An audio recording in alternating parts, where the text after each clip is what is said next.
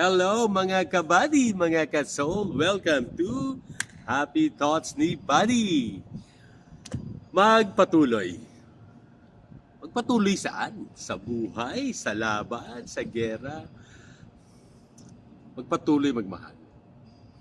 Magpatuloy magpatawad ng totoo. Hirap gawin yon. Pero for me, that's my happy thoughts for the day. Kasi sa totoo lang, bago pa lang naman lahat itong ginagawa ko. Kung makikita niyo ako few months ago or few weeks ago, hindi ito yon. Ibang tao ang makikita nyo. Pero by the grace of God, nagpapatuloy ako sa bawat gising ko. Piliin si Jesus. Piliin gawin ang tama. I will do it anyway. Sabi nga sa isang napanood ko rin sa YouTube.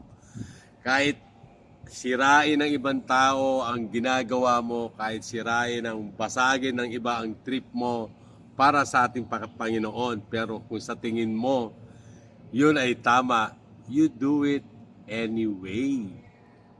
Magpapatuloy akong mahalin ang ating Panginoon. Gigising akong masaya kasi alam ko ginising niya ako nang biligyan niya naman niya ako ng panibagong buhay. Magpapatuloy ako magpatawad sa aking sarili muna. Siyempre, sa kapwa ko, sa mga taon, hirap akong patawarin noon. Ilang linggo lang, galit pa ako pero tama na. Mas pipiliin ko, mas nanaisin kong magpatuloy sa buhay at sa yapak, sundan ang yapak ng ating Panginoong Jesus.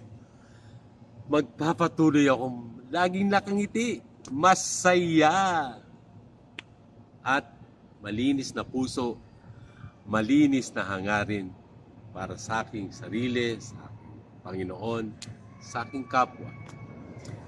Magpapatuloy akong maniwala, manampalataya, at hanapin, sundin ang utos, ang plano ng ating Panginoon. Mahirap gawin yon. Aba, tao lang ako eh. Si body lang ito eh. Pero magpapatuloy ako kasi at the end of the day, sabi nga, ako at si Jesus, ang ating Panginoon, ang mag-uusap. Kaming dalawa. Kaya mga kabady, mga soul, we'll see you later, not soon.